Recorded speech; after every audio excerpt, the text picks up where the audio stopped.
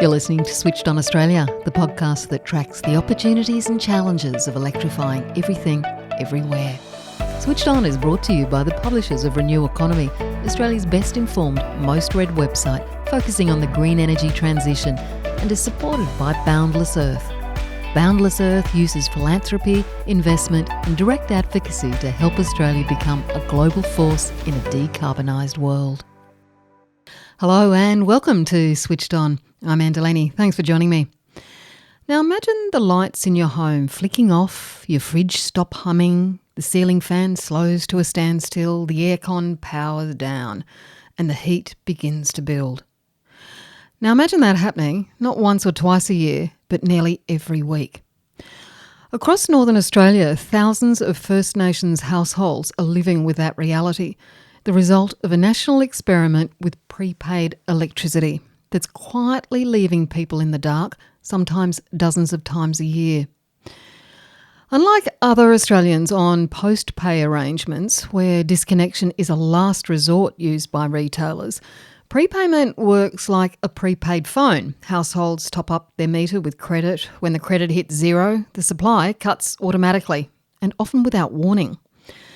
A new report produced by the First Nations-led organisation Original Power and funded by Energy Consumers Australia has laid bare just how widespread and devastating this system has become. 15,000 households nationally, around 65,000 First Nations people, are now on prepaid meters. In a single year, the researchers recorded 440,000 disconnection events affecting almost 9,000 homes, most times for just a couple of hours, but sometimes much longer. That's an average of 49 disconnections per household every year, and in the Northern Territory that number climbs to nearly 59. And it's spreading. Prepaid electricity arrangements are expanding into more remote communities across Western Australia and beyond, shifting the risk and the cost of energy insecurity onto those who can least afford it. The co-authors of the Right to Power report are Lauren Mellor. She's the co-director of Original Power's Clean Energy Communities program, and Dr. Tom Longden, the project's lead research partner from Western Sydney University. And I started my discussion on what's really happening behind the prepaid meter by asking them to spell out what impact all these disconnections are having on the ground. Yeah, the experiences that we have heard from, over 300 household surveys that were conducted across prepayment jurisdictions in Australia are pretty harrowing. The stress that running out regular disconnections and running out of power and needing to find credit to top up your power again and restore energy to the household, that creates an enormous amount of stress for households, an enormous amount of social and economic disruption to communities. The impacts are wide-ranging. Everything from losing power overnight or for days at a time can mean that kids aren't prepared to go to school, they're tired, they're exhausted. Families are often having to self-ration and make really hard choices between purchasing food or other essentials or energy. Often energy is the thing that wins out because people need to keep their homes at safe temperatures and keep medicines and food from spoiling in their fridges. So what we're seeing and hearing through the data and through those surveys with households and their service providers is that it is a day-to-day struggle for households to be able to afford and to keep up with energy. And unlike other Australians on post-pay arrangements where disconnection is a last resort used by retailers, in this case, it's an almost daily or weekly occurrence for prepayment customers to deal with running out of essential electricity. So it's incredibly stressful. Both financially and through to the fabric of those communities where we're seeing a lot of this informal economy where due to kinship relations and people needing to support family who are running out of energy, there is a lot of step-in happening where people are helping top people up just so they can get through to the next fortnight. So you can see that in the data and in the behaviour that is reflected in the ways that people top up. People are putting what they can afford, and often that can be between $100 and $150 at the beginning of a fortnight or pay cycle on their meter. And usually what we're seeing is that it's $20, sometimes $25 a day that people are using on energy to keep their homes at safe temperatures and functioning. That'll run out by the middle of the next fortnight, and then it's a case of people needing to borrow money from family, friends, and kin to top up and get through to the next pay cycle. Having your power cut off weekly, I mean, essentially, they're being punished because they're poor. That's the only way that I can see this. Yeah, I don't think you'd find too many Australians embracing the idea of prepayment for electricity if this was introduced more broadly to mainstream communities. I don't think many people would put up with the disruption to daily life that regular disconnections from energy present. Um, it is really difficult because while prepayment is a tricky area, because while it has largely been introduced without consultation or consent by those affected communities, in some cases now it is the only supply arrangement that many adults in those communities have ever experienced. In Mm. the Northern Territory, it's been in place for over 20 years. And so in the research, it really wasn't a case of asking people the question, would you prefer prepayment or post-payment supply arrangements? We did ask people those questions in terms of what sort of choice they wanted around energy, but people are between a rock and a hard place because it's an issue of capacity to pay. Mm. And while we understand a lot of Australians are dealing with energy bill stress and that we are seeing more disconnections in the post-pay cohort, um, this is really something that needs to be addressed. Is actually it is capacity to pay. We are talking about low income communities where the energy burden on those households, the ratio of income to expenditure on that energy is extremely high, sometimes up around 10% of people's income Mm.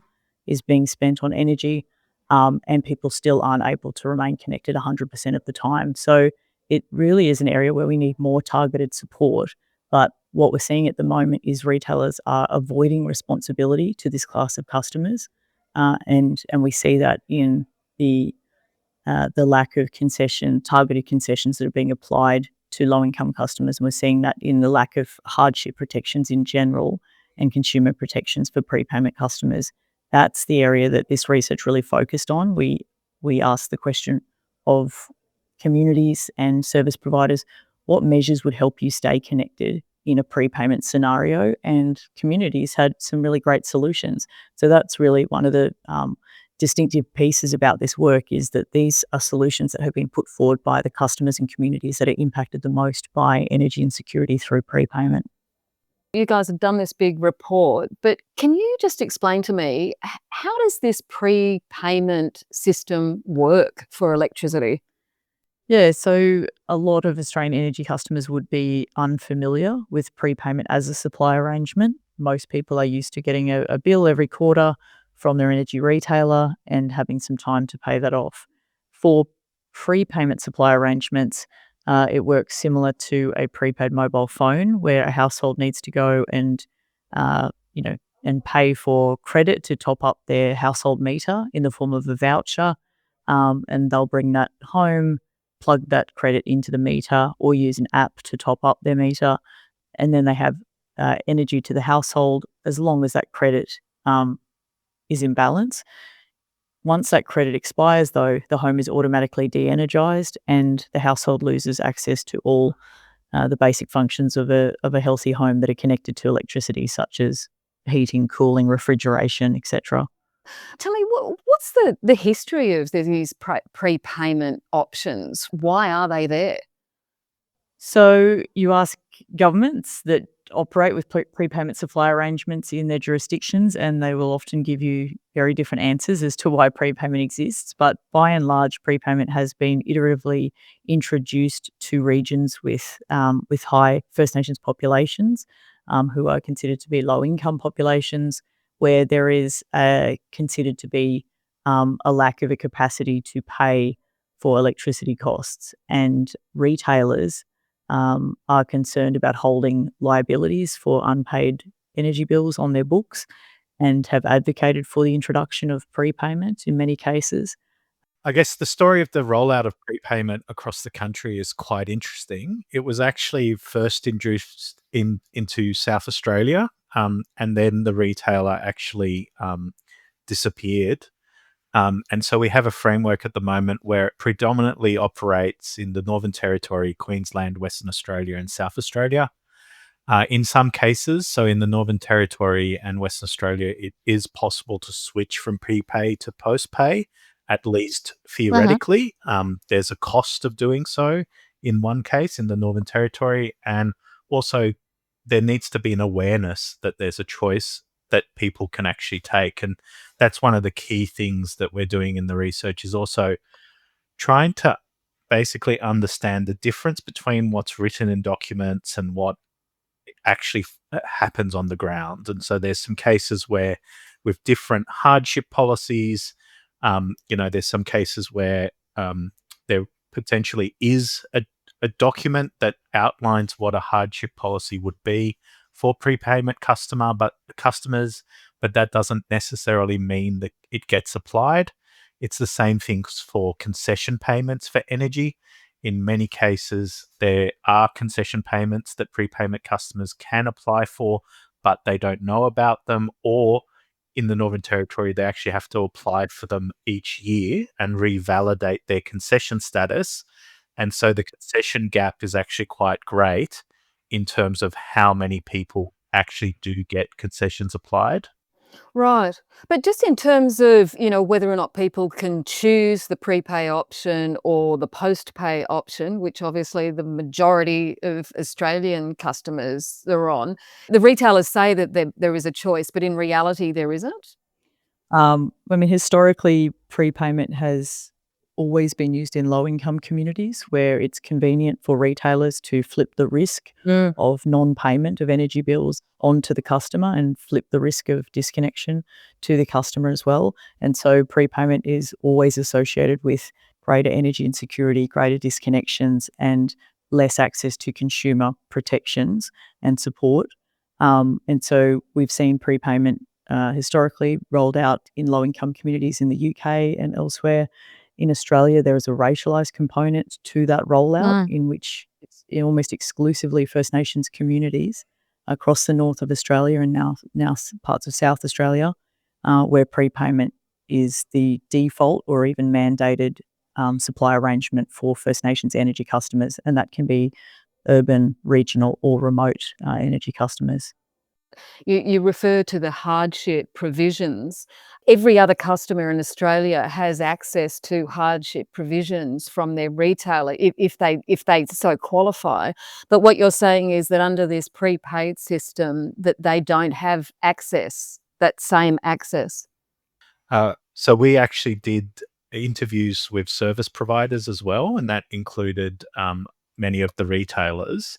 One person from one of the retailers was very upfront in saying that they don't have customer data and they don't know who the customer is. So that means that they don't apply hardship policies or domestic violence protections. They see the meter number, the card number, and they were quite clear that that means that they don't apply the same policies as they do for post-pay customers. Were you shocked by that, Tom, that they didn't keep that data? Um, no, we knew that there were cases like this in existence. There are retailers who, of course, do keep data for applying concessions or, having hardship policies that they do apply on a case by case basis. But typically, those are cases where people have asked for help or a financial counselor has gotten involved and contacted the energy company to get that assistance. Even in discussions in previous research, but also just talking to people who have experienced or are working with people in community, we were aware that there are some retailers who probably don't have any customer information. And that goes back to also just simply applying the energy concessions that most people would probably qualify for. If there's no customer record, there's no association with the customer and the meter, then it's really hard to apply any of these, things that people take for granted in the rest of the country. Mm. And because a lot of this regulation is state and territory based, there's a real patchwork of there's an unevenness across those jurisdictions in terms of how supports for prepayment customers are realised through regulation and through practice. But we are seeing, there are significant disparities in consumer protections and recognition of financial hardship for prepayment versus post-payment customers right across those jurisdictions.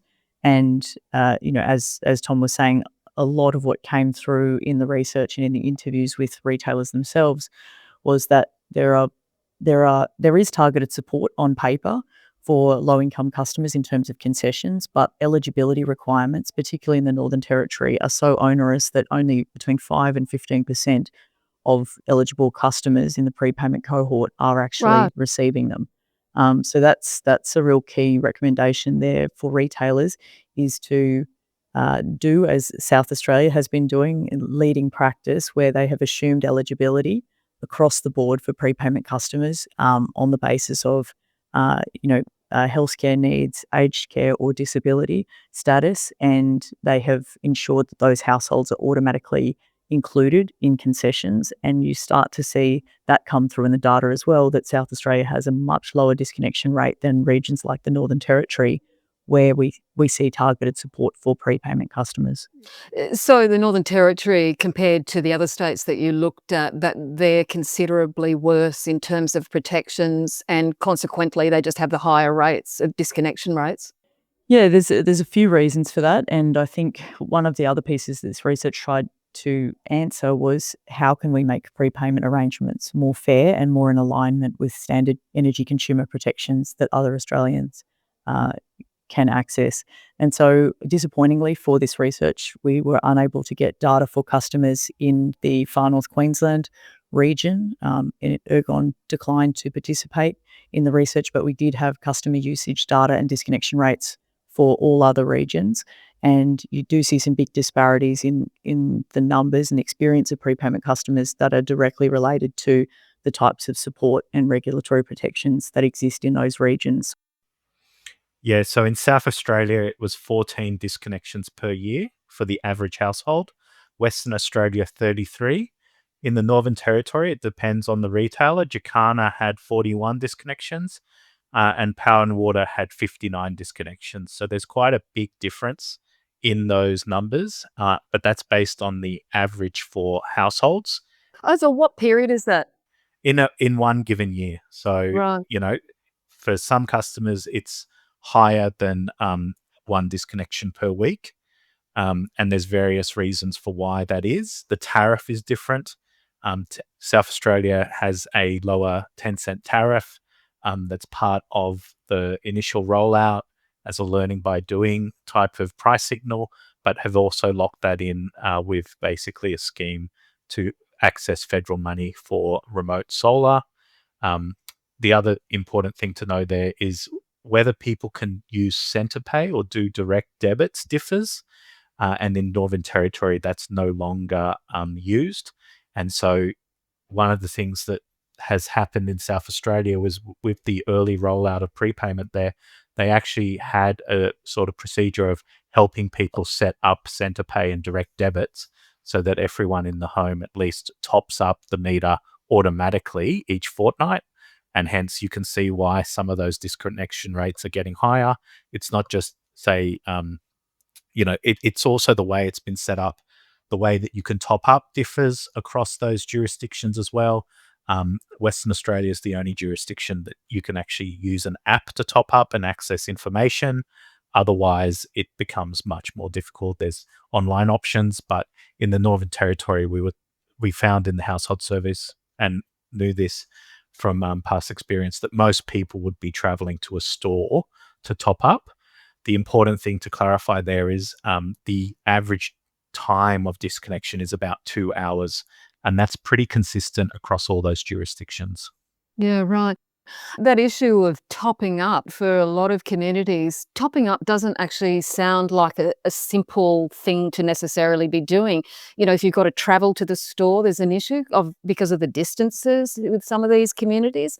With topping up, you've got to have good internet connection. Surely all of these measures aren't straightforward for communities. You also have to travel back home. So, what actually happens with people who are using those in store top ups is, you would have to, after a disconnection event, you would have to travel to a store, uh, basically put credit onto the account, and travel back home to activate that credit back at the meter. And so that's why some of the, the average disconnection time is quite long. It varies a lot, but it was pretty consistent that the average disconnection time was around 2 hours.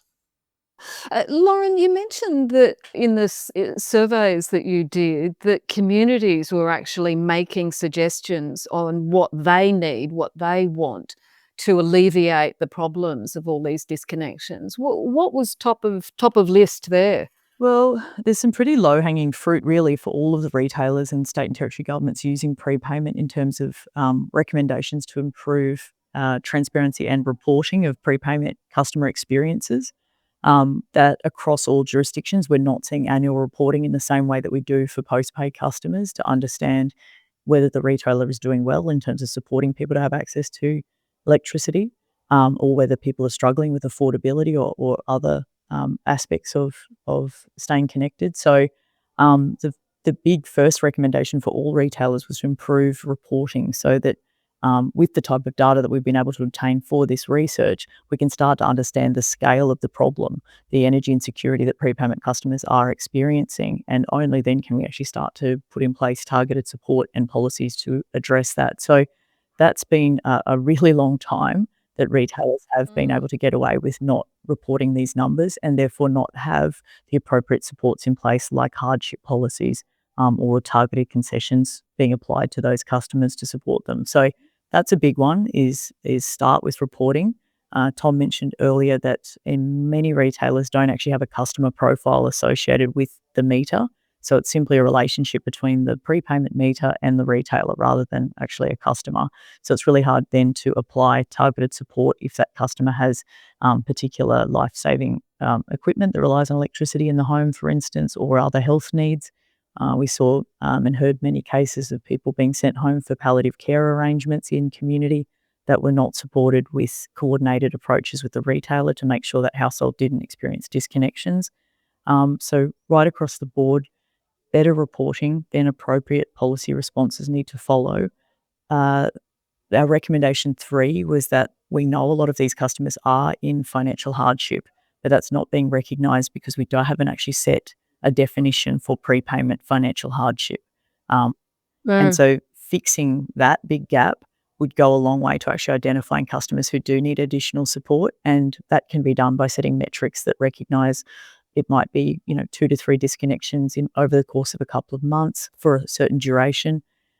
We know that some retailers are working to adopt hardship definitions, but in the case of the Northern Territory, we've got Parramatta Corporation with an exemption they've sought on reporting for 2 years, and also a period of time of around a couple of years to work on a hardship definition. So it does mean, in some cases, we've had decades of that lack of support for customers that is persisting. So we think there are some easy solves on some of these things. The smart meters actually give retailers good ability to capture and report on customer usage data like they've never been able to before with old card-operated meters. So we don't think some of those ways of working and reporting and not providing that sort of data are viable excuses anymore. What about smart meters? Would that help in any way? So predominantly these prepayment meters are smart meters. They give the ability to automatically report customer usage data, credit top-ups, and other alerts through the meter. So we actually do and should have, through the functions of the meter, good access to customer data to see how often and the duration that people are disconnecting for, and to be able to form those supports and responses to. It's just not being used. If it's not being used, that suggests that there's resistance from the retailers, doesn't it? I know this issue of disconnections has been a significant issue for communities for a long time. I talked to you a couple of years ago about this, Lauren, and obviously long before then. Doesn't it suggest that that there has to be more of a push with the retailers? Yeah, I think what we're seeing is this is just not prepayment customer experiences and inclusion in energy access and access to renewable energy and measures that would drive down people's energy costs. They haven't been prioritised by state and territory governments that are relied on prepayment supply arrangements to avoid holding debt for low-income customers. but at the cost of people's health and well-being and ability to function in a modern economy that relies on having regular, uninterrupted energy access. So a few more of the recommendations that we think are really critical. One strikes at the barriers that we see for prepayment customers being able to access things like rooftop solar and consumer energy resources, including community microgrids. These things we know, of course, and customers know would drive down their energy bills, but often prepayment customers are also living in low-income households. They're often renting, or they're in government-provided accommodation and social housing arrangements. And across the board, we've seen a lack of prioritisation of including those customers in renewable energy access. We do see some programs like the Kimberley Solar Savers program that Horizon are rolling out to some communities now in the Kimberley that are attempting to include customers in access to rooftop solar, but because of the caps on consumer benefit associated with some of those programs, we're not seeing that translate through to strong improvements in energy security or affordability yet. So we think where there are government-led decarbonisation efforts in many of these remote First Nations communities, they are not designed with customer benefit and affordability in mind. So, in fact, we're going to see a continuation of the problem of exclusion from these types of solutions unless state and territory governments are better designing these programs with customer outcomes in mind. I'll mention one example that I think is attempting to do this really well, and that is the South Australian Department of Mines and Energy program, the Remote Area Energy Supply or RAISE program being run down there. That program is coupling state and federal matched funding to build microgrids in prepayment communities where they're driving down the government cost of generation in those communities through switching from diesel to solar and battery, but they're also sharing the benefits of that with prepayment customers where they're locking in that lower 10-cent tariff Fantastic. for the life of the project. So there are some solutions that are being implemented. They're not across the board, and we do still see that as a big solution that we need to get chasing after. Yeah. Tom, what about best practice models that we can also look at overseas? Because my understanding is that vulnerable customers in some countries in Europe, for instance, they're not allowed to be disconnected. And the electricity costs of the most vulnerable customers, they're shared by retailers and local governments. Do we have anything that we can learn from overseas when it comes to treating vulnerable customers on prepaid situations here? Yeah, so prepay is actually quite commonly used across the UK, and typically it would be in, say, rental properties or in cases where people have actually gotten into debt, and then the retailer then has a discussion with those individual customers about whether they would want to go on a payment plan and in the future go on to prepayment for electricity or gas. That isn't what has happened here in Australia. As we've discussed, it has in many cases become the default option. And even if customers do have a choice to switch, that may or may not be communicated with them. There may be a financial cost involved. And some countries don't allow people to be disconnected, including in some cases in France, for example, that people can't be even evicted from homes during winter. So there's a bit of a sort of a stop during winter on some of these on the social policy grounds. And other countries also, basically don't disconnect people. Here in Australia as well, our regulators have actually just increased the amount of debt at which people need to accrue before a disconnection can even be considered. And even before that occurs, they need to be contacted, they need to be offered a payment plan, and there's different types of support. So in Australia, in the rest of Australia, people need to have accrued a $500 debt for even disconnection to be considered as an option. They also need to be contacted, have the option of doing a payment plan. And that's a very big contrast to what we're seeing in these remote communities. One of our collaborators actually, when we've talked to him, has said, well, we're the best customers in the country because we pay in advance, on time, every time. Yes. We basically and that's a different system And we talked about the mobile phone example previously. That's a good example in terms of people understanding, that sort of top-up arrangement. But people also need to consider that in that mobile phone top-up arrangement with prepaid mobile phone, there is access to emergency phone calls to access emergency services.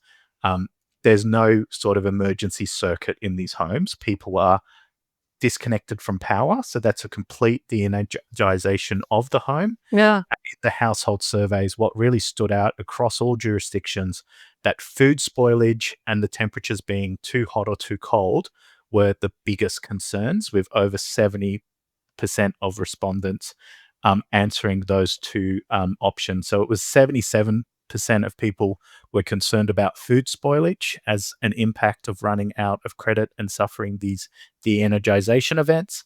73% of people told us that temperatures being too hot or too cold were a concern. And what we've done is actually used some of the smart meter data from that we got access to estimate what happens to disconnections during extreme temperatures. And we find that there's a threshold of about 40 degrees in most climate zones, 36 degrees in the equatorial climate zone, at which disconnections basically increase off the charts and go exponential. So At when it least, gets hotter, you're more likely to have your power disconnected. That is insane. yeah, and there's a very large, significant increase in that disconnection rate. And that's why we're calling on the federal government to support a disconnection exemption during extreme events. Some of the retailers already have a policy for extreme events like cyclones and flooding. They can be improved, but at the moment, no one is actually acting upon these extreme temperature events. And that's one of our key recommendations as well going forward, is that extreme weather support needs to be improved, and there needs to be support from the federal government in terms of climate adaptation, especially since the energy burden these households are so great. The housing quality is poor, energy efficiency in the home. So all these sort of legacy issues mean that people are extremely vulnerable. And until they can be improved, people do need that emergency weather assistance. And extreme temperatures are one of the key things that we focused on in terms of that exponential increase in disconnections over 40 degrees. And those exemptions could be applied across the board in those extreme weather events. Essentially, everybody would get that. We don't have to wait till the retailers give us the information about the most vulnerable clients, do we? You just apply something like that across the board. Exactly. And that's the data that we had as well, is all people's disconnections. So the average disconnection rate across those daily events do increase. Yeah, Lauren. Yeah, no, what we're seeing is that is a clear identified point in the data where it's just unaffordable to keep those homes at safe temperatures. So if we want to mitigate the worst harms that occur when prepayment customers are disconnecting in extreme heat, that's the point at which we're saying, look, these issues are too big simply for a retailer to solve. We need federal government climate adaptation ministers and resourcing to get behind a solution here, because the externalized costs to people and to government budgets of not acting and allowing people to present at health clinics and to, in some cases, be medevaced out of communities due to ongoing heat exposure. Obviously, these aren't one-off events. In some cases, we're seeing temperatures over 40 that can go on for weeks at a time across the Northern Territory and the Kimberley.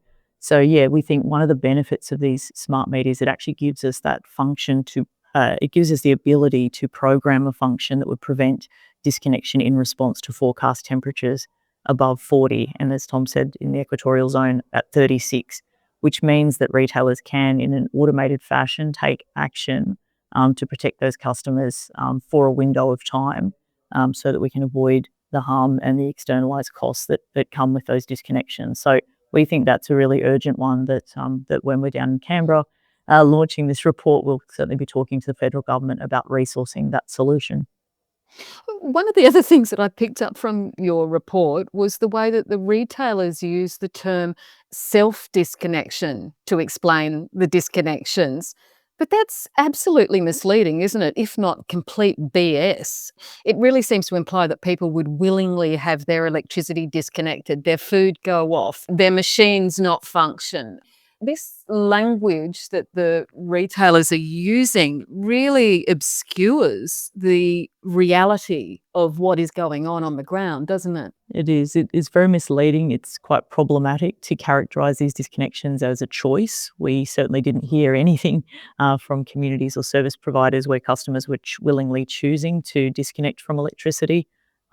So, yeah, I think having that type of language embedded in the energy sector really does seek to simply hide this problem, and it's one that has been hidden for far too long in Australian energy policy debate, and one that we hope to bring centre stage now and actually talk about that there is no choice going on here. For most customers, they don't have a choice about the supply arrangement by which they're accessing electricity, and it's something where we certainly need to see more choice being offered to low-income customers who are struggling with the basic aspects of staying connected.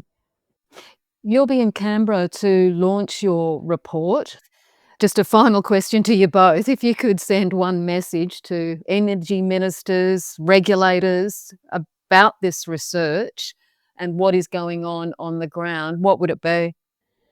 This has been the first national investigation into the experiences of First Nations customers accessing electricity via prepayment that we've seen in this country.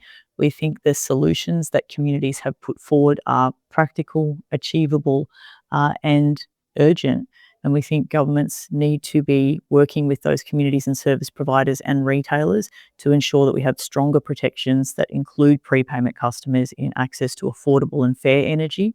We want to make sure that if prepayment is a supply arrangement that continues to exist in Australia, that all people have a choice in how they access energy. There is no mandated arrangements that force low-income or First Nations communities to use a type of supply arrangement that is inferior to post-payment consumer protections.